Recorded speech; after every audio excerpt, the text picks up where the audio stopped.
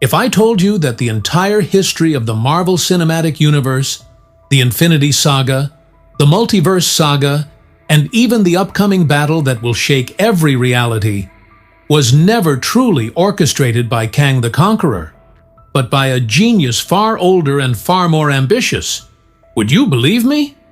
What if I said the Time Variance Authority, the TVA, that faceless bureaucracy deciding what timeline should live and which should be pruned, was never originally Kang's invention? What if it all began with Reed Richards? Yes, Mr. Fantastic himself. And what if the real puppet master waiting in the shadows is not Kang, not He Who Remains, but Dr. Doom, the man who has made a career out of outsmarting gods, demons, and even fate itself? Today, I want to take you through a theory so wild and yet so grounded in both comic lore and MCU breadcrumbs that it might just make you rethink everything you thought you knew about the Multiverse Saga. This is not just about Kang. This is about Reed Richards, the hidden origin of the TVA, the bloody multiversal war, the sacred timeline, and finally, how Doom himself could rise as the ultimate god of the multiverse, setting up Avengers Doomsday. And to understand this, we can't just start with Kang. We need to go back to the beginning, to the man who unknowingly created the foundation of the multiverse's greatest prison. Imagine Reed Richards, the smartest man in Marvel lore, staring at endless equations scrawled across glass walls, chalkboards, and glowing holograms. In every story, Reed is haunted by one thing: inevitability. He doesn't just see science as tools, he sees patterns, probabilities, inevitabilities of collapse. If Tony Stark was obsessed with the future of Earth, Reed Richards is obsessed with the survival of everything. And in that pursuit, he stumbled upon the single most terrifying realization: left unchecked, the multiverse would collapse under its own weight. In some versions of the comics, Reed creates the Council of Reeds, a gathering of his own variants from across the multiverse, each one believing they alone had the right solution to maintain balance. But, in our theory, Reed doesn't just gather reeds. He builds a mechanism, a failsafe, a system that can police the infinite branches of time, pruning what threatens collapse, maintaining order. That system is what we would later come to know as the TVA. Now, pause and think about that.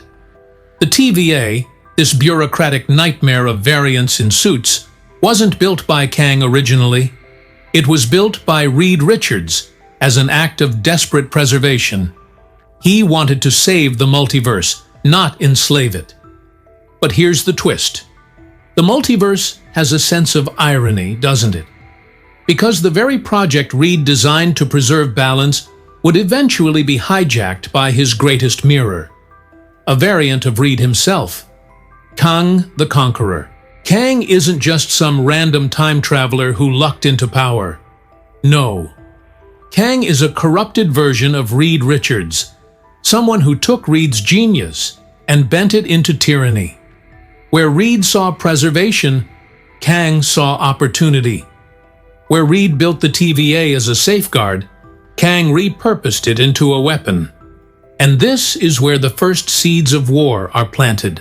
Think about it. If Kang inherits Reed's system, then the TVA isn't just some faceless machine. It's personal. It's Reed's legacy twisted into propaganda. The TVA wasn't always erasing variance in the name of balance. It was reprogrammed to erase Kang's rivals. Every pruned timeline wasn't just a chaotic branch. It was a threat to Kang's supremacy. Every TVA soldier, every analyst, every minute man was unknowingly a soldier in Kang's private war.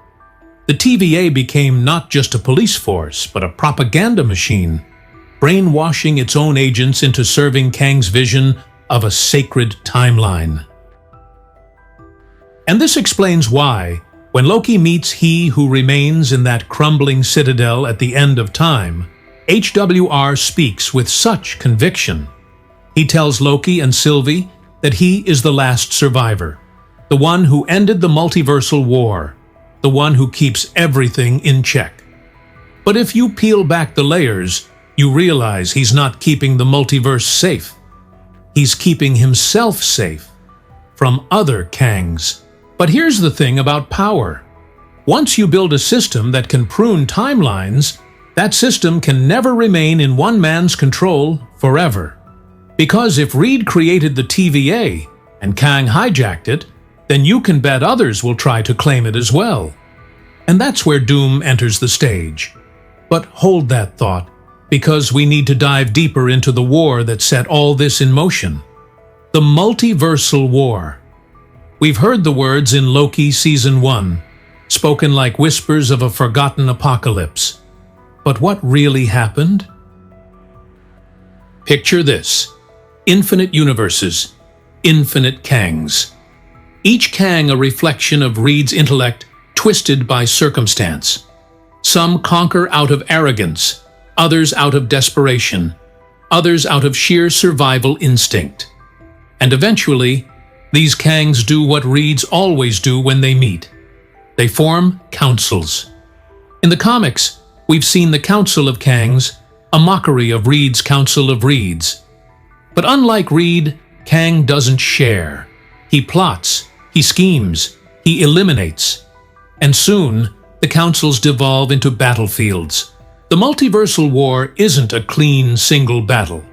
It's an endless loop of betrayals, alliances, backstabbing, timelines collapsing in on themselves. Imagine a universe ruled by one Kang, suddenly invaded by another, until reality itself shatters under their arrogance. Civilizations erased. Heroes who never got the chance to be born. Billions of lives snuffed out, not because of Thanos snapping his fingers, but because two men with the same face couldn't agree on who deserves to rule. And through it all, one Kang rises, he who remains. Not the strongest in battle, but the most cunning. He realizes brute force won't win. Bureaucracy will. The TVA becomes his army, his weapon, his propaganda tool. He doesn't just kill his variants, he erases their timelines entirely. He wipes them from memory, rewriting reality to convince the TVA agents that they're preserving peace, when in fact they're serving as executioners in his personal vendetta. The sacred timeline isn't sacred. It's just Kang's victory lap stretched across infinity. But here's where things get really interesting. If the TVA was originally Reed's project, then hidden deep within its machinery, its code, its architecture, lies Reed's original intention. A safeguard Reed built in, something that predates Kang's corruption. And who better than Doom, the man who has always been one step ahead of both science and sorcery, to uncover it? But before Doom takes the stage, let's linger a little longer on the tragedy of Reed. Because, in this theory, Reed isn't just a future hero. He's the absent god of the TVA. Imagine him realizing one day that his project was hijacked by his own variant, that everything he built to preserve life has been weaponized to erase it. Imagine the guilt, the torment, the responsibility. And here's the ultimate kicker. This makes the Fantastic Four's entry into the MCU not just another superhero team-up, but the return of the multiverse's original architect. Reed didn't just create portals and dimension-hopping gadgets. He created the very system that Kang twisted into tyranny. When the Fantastic Four show up, it won't just be about facing Doom or Kang, it will be about Reed confronting his greatest mistake, the TVA. And this is where the theory takes a darker turn. Because if Reed created the TVA, and Kang turned it into a weapon, and Doom is waiting in the wings to seize it for himself, then what does that make the TVA? A prison? A weapon? Or the most valuable throne in the multiverse? That's the real story here. The TVA isn't just some side organization introduced in Loki. It's the central battlefield, the Iron Throne of the multiverse. And Kang is just the first pretender sitting on it. And if you've been following closely, you'll notice the pattern. The MCU is subtly shifting. Kang, once set up as the big bad, is already showing cracks. Variants killed in Ant-Man and the Wasp, Quantumania, a council that doesn't inspire fear so much as confusion. Jonathan Majors' off-screen controversies forcing Marvel to rethink their master plan. And out of this chaos emerges a perfect opportunity. Because if Kang falls short, there is only one villain in Marvel lore who could believably step into his shoes and not just match him, but surpass him: Dr. Doom. But here's the thing. Doom doesn't just arrive with raw power. He arrives with intellect, strategy, patience.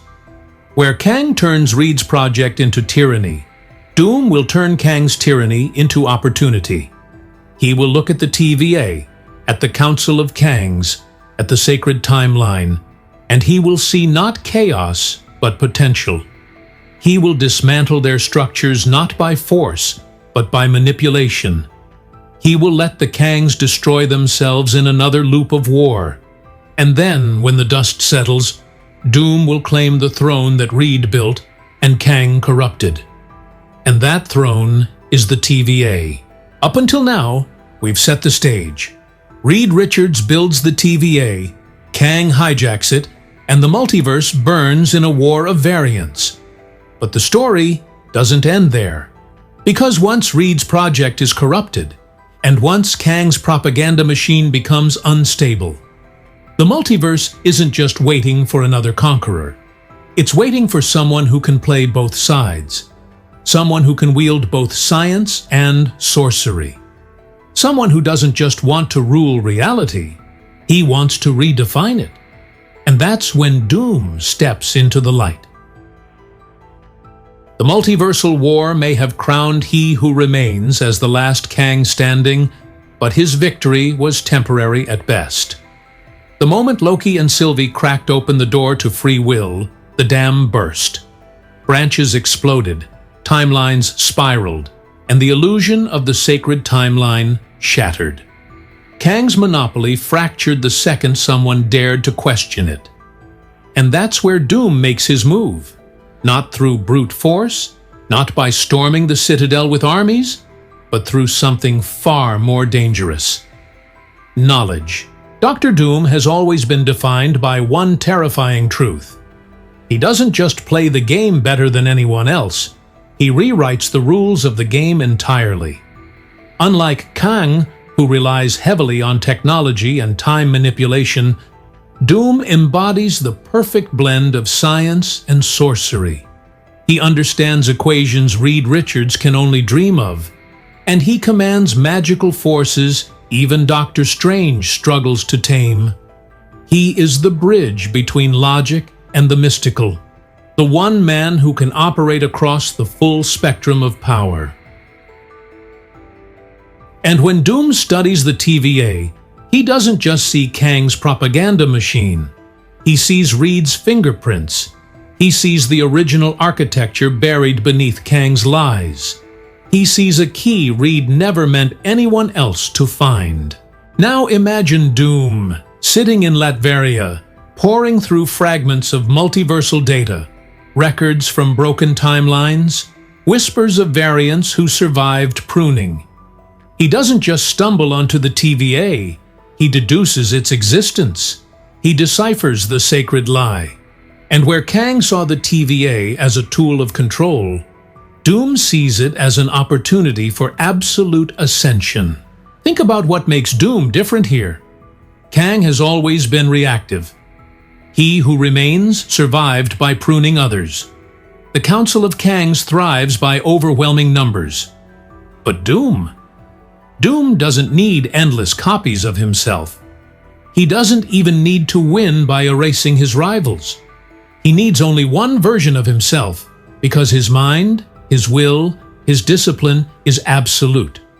He knows that multiplying himself into a council is not strength, it's weakness. It dilutes focus. It creates ego wars. Doom doesn't need 50 Dooms in a room arguing. Doom needs one Doom with access to every tool, every weapon, every secret. And the TVA is the ultimate secret. The way Doom infiltrates this power structure is not by storming the gates of the TVA. No, he allows Kang's empire to collapse from within. Because the moment free will is restored, the Council of Kangs becomes inevitable again. Variants sprout across timelines, hungry for dominance. And as history has shown, the Kangs cannot coexist. They turn on one another, each believing they are destined to be the true conqueror. This is where Doom thrives. He positions himself as a phantom in the war, an unseen manipulator whispering into the cracks of their empire. Some Kangs will find their technology mysteriously failing at critical moments. Others will discover their armies betrayed by allies. Some will receive knowledge of vulnerabilities in rival universes, only to learn later that information was planted by Doom himself. It's classic Doom, never the blunt hammer, always the invisible hand. And when the Kangs inevitably tear each other apart, Doom emerges as the last one standing, not by declaring himself a conqueror, but by presenting himself as the savior of order.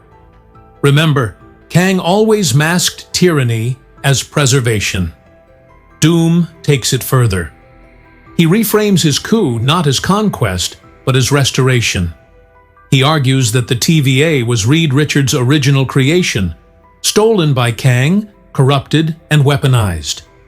He alone, Doom declares, understands Reed's original intent, and he alone has the knowledge and power to restore it. And for once, he's not entirely lying, because beneath all the corruption, Doom really does find Reed's blueprint.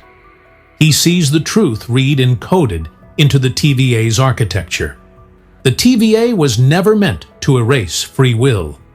It was meant to stabilize, to ensure timelines didn't collapse into one another like dominoes.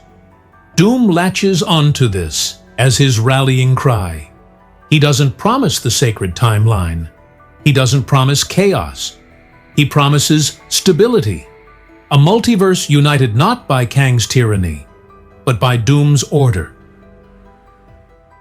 And here's where the brilliance lies. People believe him. Let's step back for a moment and consider Doom's philosophy in the comics. He isn't evil for the sake of evil. He genuinely believes he is the best possible ruler humanity could have. Time and again, Doom has looked at the world and concluded that only his hand can steer it away from destruction. And when he takes power, whether it's Latveria or the entire multiverse in secret wars, his rule isn't pure chaos. It's authoritarian, yes, but it's also strangely stable. Latveria under Doom is a dictatorship, but one where his people enjoy peace, safety, even prosperity, so long as they accept his authority. Doom believes in control, but he also believes in responsibility. Translate that into the TVA. Kang ruled through fear and lies, pruning timelines like weeds.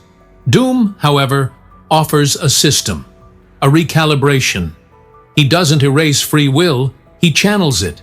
He doesn't burn the branches, he prunes with precision, allowing the multiverse to expand but ensuring it doesn't collapse. And while heroes like Loki or the Avengers will see him as just another tyrant, countless others, TVA agents, displaced variants, even entire universes weary of Kang's endless wars, will see Doom as salvation. And here's the kicker. He's not entirely wrong. This is what makes Doom so dangerous as a villain. Kang is straightforward, a conqueror with an ego. Thanos had a philosophy, but ultimately crumbled under his own contradictions. But Doom is compelling because he offers a solution. He doesn't just burn the system, he convinces you that his way is the only path to survival. He doesn't need to kill you to win. You might just surrender willingly. So how does Doom consolidate this power? First, he dismantles the Council of Kangs. We've seen in the comics that Doom has no patience for collectives that threaten his authority. In Secret Wars, Doom outsmarted not just the Beyonders, but the Council of Reeds themselves. He views councils as inefficient, riddled with hubris. In the MCU, this would play out as Doom carefully collapsing the Council of Kangs from within, turning their arrogance against them until only fragments remain. Then, with his competition eliminated, he doesn't simply crown himself Kang's successor. He reframes the entire narrative. Kang wanted to be the conqueror. Doom positions himself as the protector. Kang claimed he was preserving the sacred timeline. Doom offers the stability of a balanced multiverse. Kang lied to TVA agents, brainwashing them. Doom liberates them, only to bind them with loyalty through clarity. It's not about erasing the past, it's about redefining the future. And the TVA, long a tool of oppression, becomes Doom's administrative weapon. Not a propaganda machine, but a bureaucracy that enforces Doom's philosophy across the multiverse. Every variant, every branch, every reality falls under his observation. And this is where the true terror sets in, because Doom doesn't prune recklessly. He calculates. He prunes surgically. He builds an order so efficient, so logical, that even those who despise him cannot deny its effectiveness. But you may ask, where are the heroes during all this? Where is Loki, who broke the sacred timeline? Where is the TVA's rebellion led by Mobius, B-15, and Sylvie? Where are the Avengers? That's exactly the brilliance of Doom's rise. While the heroes are distracted battling the fallout of Kang's collapse, Doom operates in the shadows. He isn't loud, he isn't messy. He lets the Avengers focus on remnants of Kang variants, on collapsing realities, on cosmic threats like incursions. All the while, Doom tightens his grip over the TVA. By the time the heroes realize what's happened, it's too late. Doom isn't a conqueror waiting to be stopped. He's already the system itself. He's not a man you can punch into submission. He's bureaucracy, he's infrastructure, he's inevitability. And here's where Marvel has the perfect storytelling opportunity. Imagine an Avengers film where the enemy isn't just a man in armor, but the multiverse's own operating system working against them. Every mission they take, every battle they fight, every attempt to rewrite history is already accounted for in Doom's equations. They're not just fighting Doom, they're fighting a reality shaped in his image.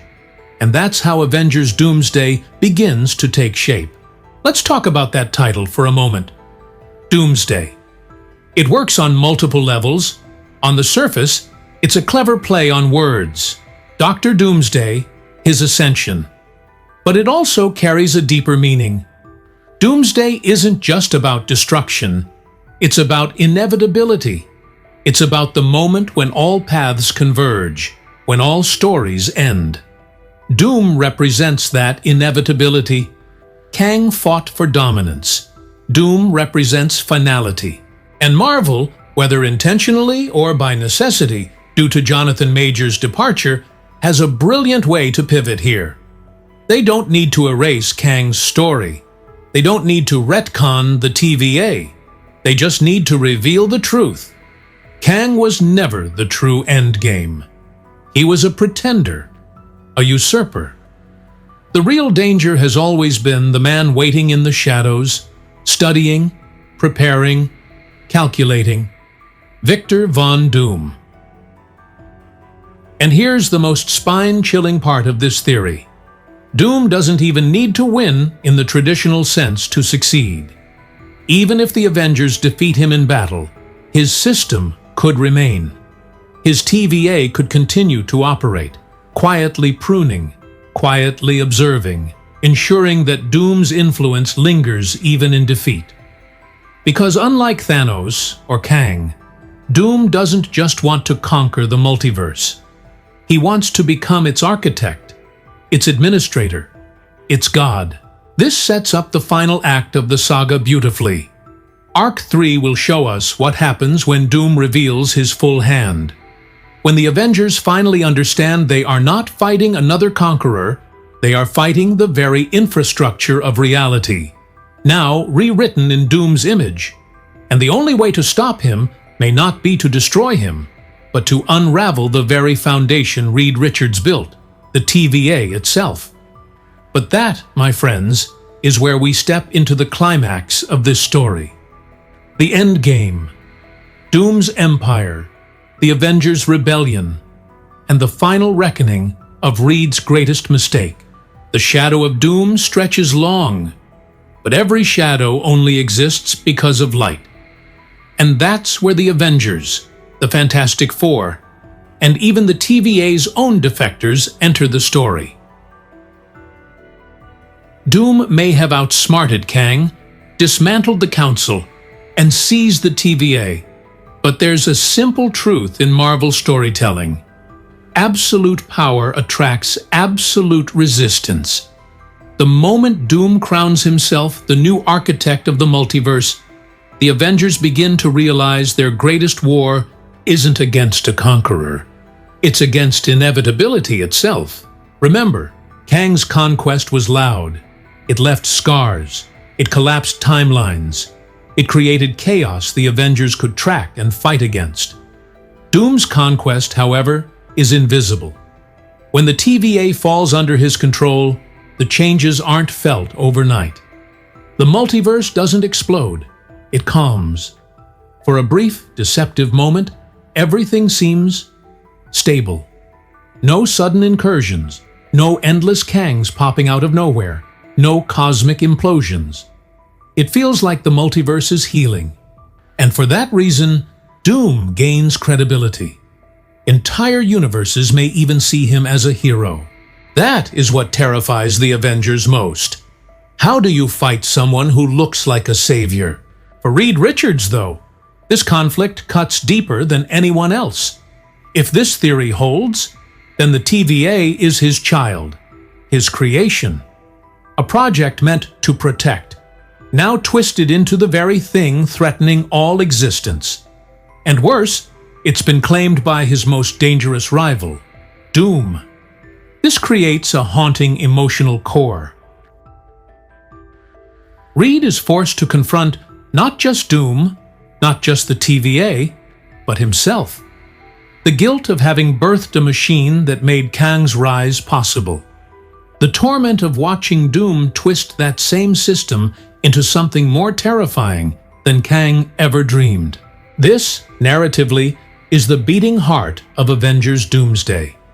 It's not just another team-up movie, it's a reckoning. Reed must face Doom not only as a rival, but as the inheritor of his greatest failure. Doom doesn't just fight with weapons, he fights with words. He'll look Reed in the eye and say, "You built the system, I perfected it. Don't hate me for succeeding where you failed." And that, more than any battle, will shake Reed to his core. The Avengers, scattered across realities, begin to see Doom's new TVA at work. Loki and Sylvie, once rebels against He Who Remains, realize they're facing something worse. Doom's TVA isn't pruning recklessly. It's pruning with terrifying efficiency. Whole branches that once spawned unpredictable chaos are being reshaped, not destroyed. Doom doesn't erase universes. He reprograms them. Imagine an alternate Earth where Tony Stark survived Endgame, only for Doom's TVA to overwrite history so that Tony never existed at all. Not killed, not erased, but rewritten into a different man, a different destiny. That's the horror of Doom's system. It doesn't just prune, it edits. This is a nightmare beyond Kang's sacred timeline. Kang offered a single reality. Doom offers infinite realities, but only as long as they serve his grand design. In other words, free will exists, but only within the parameters Doom allows. And here's the brilliance. Most universes won't even know they're under Doom's control. They'll live, they'll thrive, they'll flourish, never realizing their freedom was scripted by one man. That's not conquest. That's godhood. So how do you fight a god who rewrote the rules of reality? This is where the cracks in Doom's empire appear. And they don't appear because of brute force. They appear because of resistance within his own system. TVA agents like Mobius and B-15, who once broke free from Kang's lies, now see Doom building a more sophisticated illusion. And though it's tempting to believe Doom is better than Kang, they recognize the danger. Doom isn't erasing them with lies. He's seducing them with truth. And that makes rebellion harder. After all, it's one thing to fight a tyrant who lies to you. It's another to fight a ruler who makes your life better, while asking only for obedience in return. But rebellion never dies. Even in the most efficient empire, there are always cracks. Loki, who has lived his entire arc as the god of mischief, recognizes Doom's flaw: arrogance. Doom believes he alone can handle the weight of the multiverse, and Loki understands better than anyone that no one man can. He begins planting seeds of chaos, subtle disruptions in Doom's order, testing the system. And little by little, the facade of perfection begins to strain. Meanwhile, the Avengers themselves must reckon with an impossible dilemma. If Doom has created stability, is fighting him the right choice? Imagine the debates among the heroes. Sam Wilson, now Captain America, insisting that freedom without choice is not freedom at all. Doctor Strange warning that Doom's sorcery-science hybrid threatens to unravel natural law. Carol Danvers pointing out that countless worlds want Doom's rule because it protects them from annihilation. And Reed, torn between guilt and rage, insisting that no matter how efficient Doom's system is, it is theft, his invention corrupted, twisted into tyranny. This creates a moral battlefield as intense as any physical one. Because Doom's empire isn't fragile like Kang's. It won't collapse under its own weight. It's too well designed, too stable. The only way to break it is to dismantle the TVA itself.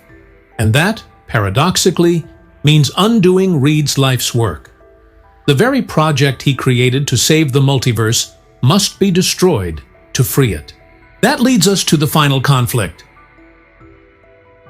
Picture this: the Avengers, the Fantastic Four, Loki, Sylvie, Mobius, all forced into an uneasy alliance, not to defeat Doom in battle, but to undo the TVA itself. Their mission isn't to storm his throne and punch him into submission. It's to unravel the foundation of the system that makes his rule possible. And Doom, of course, knows this. He welcomes the challenge. He wants Reed to see the futility. He wants the Avengers to realize that even in resistance, they're playing by his design. And here's the tragic brilliance. Doom wants them to destroy the TVA. Because Doom, unlike Kang, doesn't cling to one machine. He is always 3 steps ahead. If the Avengers succeed, if they destroy the TVA, Doom already has contingency plans woven into reality itself. His influence doesn't die with the TVA. It lives in rewritten universes, in altered destinies, in subtle equations of reality no one else can even perceive. That's Doom's genius. Even in defeat, he wins. So what does Avengers Doomsday really mean in the end? It means the day when every hero realizes that the battle was never about Kang, never about the sacred timeline, never even about incursions. It was always about Reed Richards' original mistake, about the TVA as the Iron Throne of the multiverse, and about the one man cunning enough to seize it. It means a day when the Avengers fight not just for survival, but for the very definition of free will.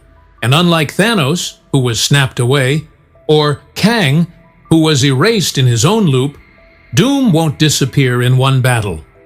His presence will linger. His fingerprints will stain the multiverse forever. Because Doom isn't just a conqueror. He is inevitability. Now step back and imagine the MCU's big picture. Phase 4 and 5 scattered pieces across the board. The TVA, Kang, incursions, Loki's rebellion, Strange's warnings. Phase 6, leading into Avengers Doomsday, pulls it all together. Reed Richards enters, haunted by his hidden role in the TVA's creation. Kang's arc crumbles, but his collapse paves the way for Doom. The TVA shifts from a symbol of tyranny to the ultimate prize. And Doom, as always, plays the long game. And when the dust settles, even if the Avengers succeed in breaking his empire, Doom will endure. Maybe as a god in exile. Maybe as a ruler hiding in plain sight. Maybe as the one villain Marvel can use again and again. Because unlike Kang, he doesn't need variants to stay relevant. Doom is Doom. One man, one mind, one destiny. That is why this theory makes so much sense. It ties Reed, Kang, the TVA, and Doom into one grand tapestry. It turns the TVA from a side plot into the very core of Marvel's endgame. And it positions Doom not just as a replacement for Kang, but as the ultimate villain the MCU has always needed. Because the truth is simple. Reed Richards built the TVA to save the multiverse. Kang corrupted it into a tool of war. And Doom perfected it, outsmarted everyone, and claimed the multiverse as his own. That, my friends, is Avengers Doomsday. And if you've made it this far, if you're still here riding this insane journey with me through theories, comics, and MCU breadcrumbs, then first, thank you. You're the reason I can sit here and craft these deep dives into Marvel's hidden narratives. If you enjoyed this theory, if it sparked new ideas for you, or gave you chills about what Marvel might be cooking up, make sure to hit that like button. It helps way more than you think. Drop a comment with your thoughts. Do you think Reed truly built the TVA? Could Doom really outsmart Kang like this? Or do you see another twist in Marvel's future? I want to hear your theories. And of course, don't forget to subscribe if you want to be here when we break down the next layer of Marvel's multiverse mysteries. Hit the bell so you don't miss when the next video drops. Finally, if you want to directly support this work, if you want to help us keep building these monster theories, these long explorations that take days of research, consider dropping a $25 super chat. It's the most direct way to keep this channel alive and thriving. And it means the world to us. Because at the end of the day, this isn't just about Marvel. This is about a community of fans, of dreamers, of theorists who love asking, what if? And if Doom has taught us anything, it's that the answers to what if can change everything. So until next time, stay curious, stay bold, and remember, the multiverse is vast, but stories are what bind it together. And sometimes, the greatest villain isn't the one who conquers, but the one who convinces you that his way was inevitable all along.